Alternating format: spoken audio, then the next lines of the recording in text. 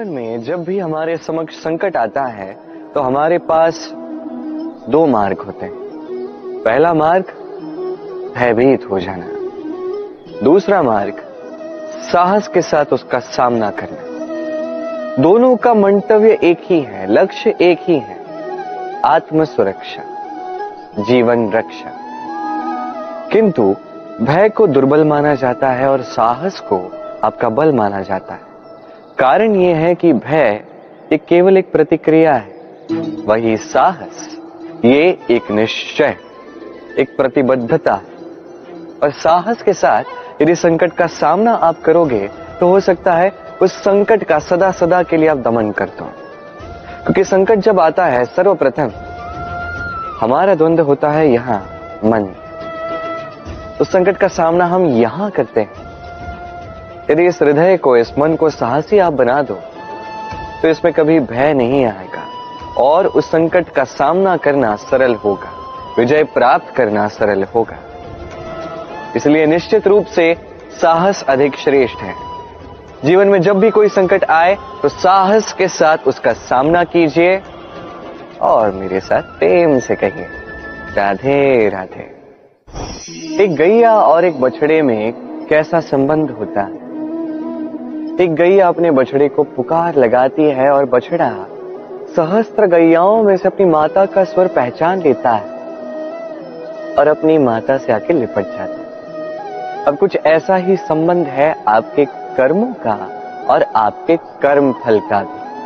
आप जो कर्म करेंगे, आपके कर्म फल को पुकार लगाएंगे और आपका कर्म फल कहीं ना कहीं से आपको ढूंढते ढूंढते आके आपसे लिपट जाएगा। तो उचित तो यही होगा कि आप सत्कर्म करें, क्योंकि एक बार भले ही ईश्वर आपको आपकी भूल के लिए क्षमा करते, आपके कर्म नहीं करेंगे। तो यदि आप दुष्कर्म करने वाले हैं तो आप समझ जाइए। अब यदि आप शुभ कर्म करने वाले हैं तो आप समझ जाइए, जो आपका कर्म होगा आपका फल आपके पास अवश्य आएगा। आज नहीं तो कल, कल नहीं तो कुछ और समय में, किंतु आएगा अवश्य। आइए मेरे साथ प्रेम से कहिए राधे राधे। हम सभी कभी ना कभी जीवन में ईश्वर से कुछ न कुछ मांगते हैं और ईश्वर जब हमारी मनोकामना पूर्ण करते हैं हम बड़े प्रसन्न हो जाते हैं। परंतु जब ईश्वर हमारी मनोकामना पूर्ण नहीं करते तब हम सोचते हैं, संदेह करते हैं, क्या सच में ईश्वर है?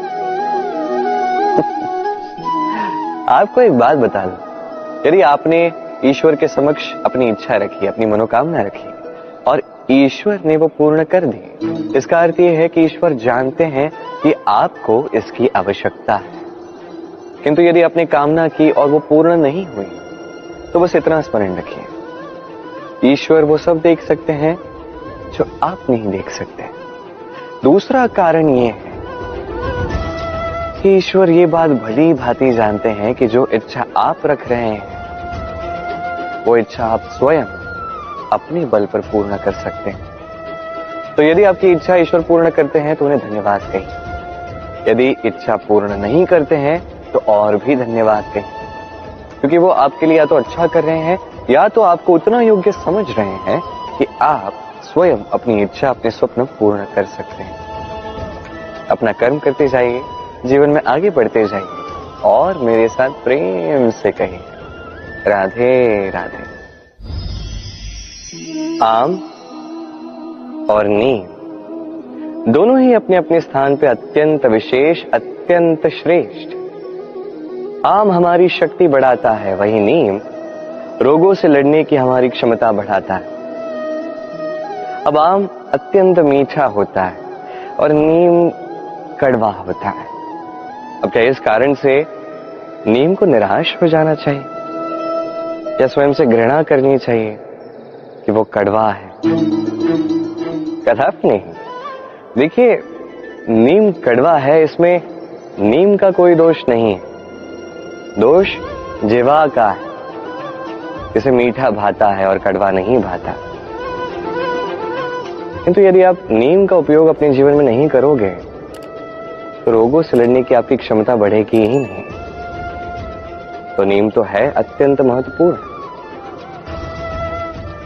इससे आपको क्या सीख मिलेगी? यही कि कभी भी जीवन में किसी और के मापदंडों पे स्वयं को मत परखिए। आपकी योग्यता, आपकी विशेषता, आपके गुण अवगुण, ये स्वयं आप समझ जाइए, इतना ही पर्याप्त है। आइए और मेरे साथ प्रेम से कहिएगा, राधे राधे। क्या आपने कभी कुएं से जल निकालते हुए किसी को देखा है? एक पात्र को रस्सी से बांधा जाता है, उसे कुएं में डाला जाता है, खींच के तब जल प्राप्त होता है। सरल सी बात है, परंतु कभी ये सोच के देखिए, कुएं में पात्र डालने के पश्चात यदि पात्र सीधा ही रहे तो वो जल में प्रवेश कर ही नहीं सकता। ना जल उस पात्र में प्रवेश कर सकता है, उस पात्र को झुकना पड़ता है, तब जाके जल उसमें प्रवेश करता है, तब जाके खींच के आपकी प्यास बुझती है। अब इसमें जीवन की एक अमूल्य सीख छिपी है, एक सीख जो संसार के हर एक व्यक्ति के लिए महत्वपूर्ण है, और उस सीख का नाम है विनम्रता। संसार में हर एक व्यक्ति को विनम्र होना चाहिए। आप स्वयं को विनम्र बना दीजिए, आपको बड़ों का आशीर्वाद भी प्राप्त होगा, सफलता का साथ भी प्राप्त होगा। आप विनम्र नहीं, कुछ भी टिकेगा नहीं। तो विनम्र रहिए और मेरे साथ प्रेम से कहिएगा, राधे राधे।